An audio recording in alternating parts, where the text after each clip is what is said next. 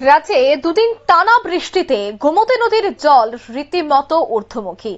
গোমতী নদীর জল বাড়তে শুরু করেছে এবং বেশ কয়েকটি জায়গায় হাঁটু সমান জল। আপনারা সে ছবি দেখতে পাচ্ছেন, লাইভ বোর্ড নামানো হয়েছে। জলস্তর ঊর্ধ্বমুখী, যার কারণে হাওড়া নদীর বিস্তীর্ণ নিম্ন অঞ্চল জলমগ্ন হয়ে পড়েছে।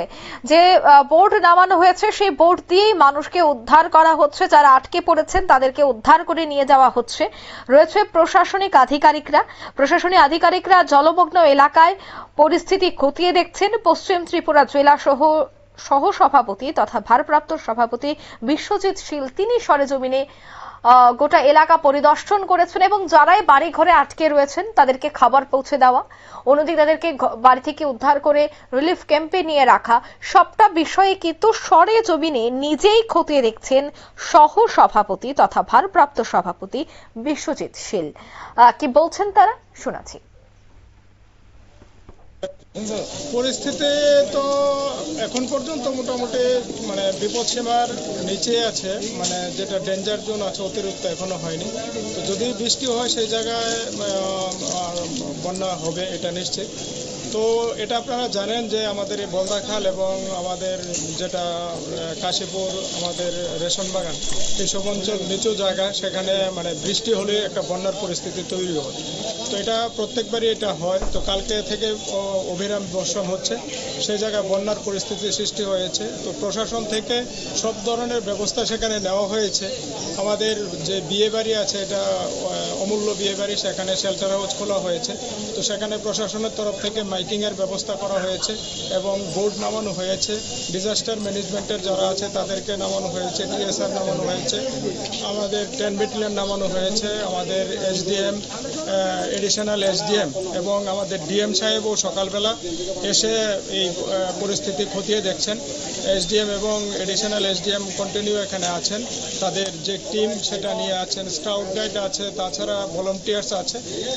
আমরা সমস্ত কন্ডিশন মোকাবিলা করার জন্য, যে কোনো পরিস্থিতি হোক না কেন সেটাকে মোকাবিলা করার জন্য আমরা প্রস্তুত আছি।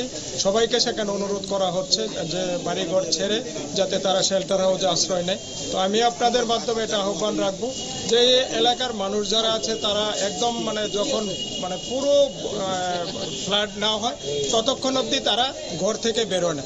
তো আমি আহ্বান রাখবো তারা যাতে ঘর থেকে বেরিয়ে আসে, প্রশাসনকে সহযোগিতা করে।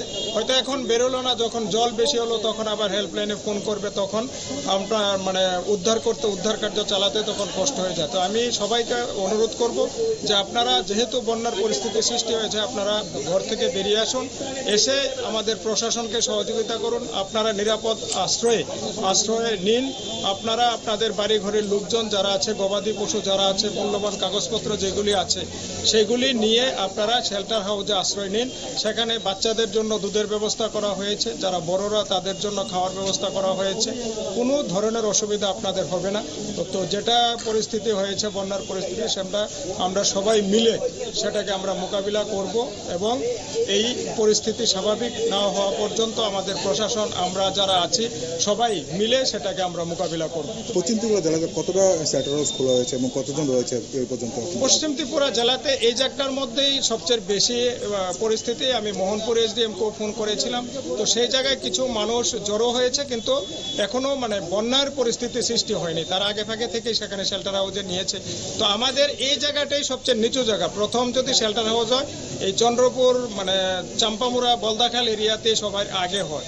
তো সেই জায়গায় দেখা যাক, যদি রাত্রের দিকে হয় প্রশাসন প্রস্তুত আছে। সব এসডিএম যারা আছে আমাদের, তারা যে শেল্টার হাউসগুলি রেডি করে রেখেছে, কিন্তু এখনো সেখানে যায়নি লোক। আমাদের এই অমূল্য বিয়ে বাড়িতেও এখনো যায়নি, তো হয়তো যাওয়া শুরু করবে।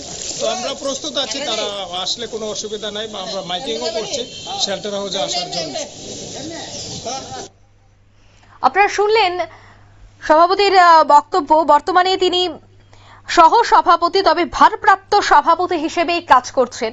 হাওড়া নদীর জল যেভাবে বৃদ্ধি পেয়েছে তাতে পশ্চিম জেলার বলদাখাল সহ বেশ কয়েকটি জেলায় যে পরিস্থিতি তৈরি হয়েছে তাকে কেন্দ্র করে প্রশাসন সজাগ রয়েছে, প্রশাসন সব দিকে সতর্কভাবেই কাজ করছে এবং যে কোনো পরিস্থিতি মোকাবেলার জন্য প্রশাসন প্রস্তুত রয়েছে, সে কথাই কিন্তু আজ বললেন তিনি। এই মুহূর্তের সংবাদ এ পর্যন্তই। আমাদের পরবর্তী নিউজ এবং আপডেট দেখার জন্য অবশ্যই চোখ রাখবেন শুধুমাত্র নিউজ ভ্যানগার্ডের পর্দায়। ধন্যবাদ।